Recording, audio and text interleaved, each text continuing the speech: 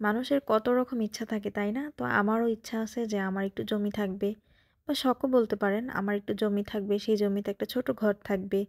এরপর একটা পুকুর থাকবে, সেই পুকুরে হচ্ছে মাছ চাষ করব। আবার সেই পুকুরের উপরেই হচ্ছে একটা মুরগি বা হাঁসের ফার্ম থাকবে। তারপরে হচ্ছে ৫ থেকে ৬ টা গরু থাকবে। সেই গরুর দুধও খাবো।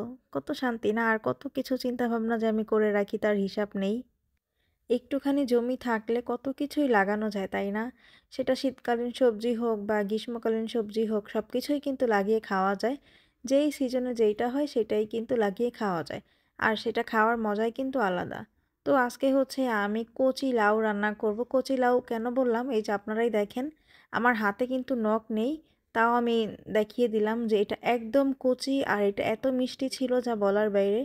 তো সকাল সকালই হচ্ছে আমি ঘুম থেকে উঠে গেলাম লাউ বাগানে লাউ আনতে। তো এই লাউটা আমি নিয়ে আসছি নিজের হাতে ছিঁড়ে। তারপরে হচ্ছে আজকে এটা রান্না করব দুপুরের জন্য। এজন্য আমি সকাল সকালে গিয়ে লাউটা নিয়ে আসলাম। এরপরে হচ্ছে এটা কাটাকুটি করতেছি রোদ্রে বসে। আর এখন যেহেতু শীতকাল, আর শীতকালে কিন্তু সব ধরনের সবজিই খেতে ভালো লাগে। কারণ কোনো সবজি নষ্ট হয় না, ভাত নষ্ট হয় না, তরকারি নষ্ট হয় না। এজন্য আর খেতেও কিন্তু ভালো লাগে।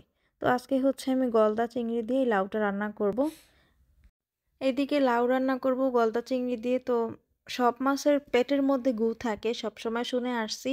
আর চিংড়ি মাছের মাথার মধ্যে গু থাকে। ওই যে আমরা রাগ উঠলে বলি না মানুষকে মানুষে, যেমন ওর মাথার মধ্যে গু ভরা, ঠিক তেমনিই হচ্ছে চিংড়ি মাছের মাথার মধ্যে গু ভরা। সেটা হচ্ছে কালো, তারপরে হচ্ছে হলুদ, ২ ধরনেরই আছে। তো যাই হোক, সেটা হচ্ছে ভালো করে ধুয়ে তারপরে হচ্ছে আমি পাটায় ছেঁচে নিলাম। যেহেতু আমি গলদা চিংড়ি দিয়ে রান্না করব এজন্য আমি ২ টা নিয়েছি। বাসায় কোনো ছোট চিংড়ি নাই। আসলে ছোট চিংড়ি বাছতে অনেক বেশি প্যারা লাগে, এজন্য বাড়িতে সবসময় একটু মিডিয়াম সাইজের, তারপরে হচ্ছে একটু বড় সাইজের চিংড়িগুলোই আনা হয়।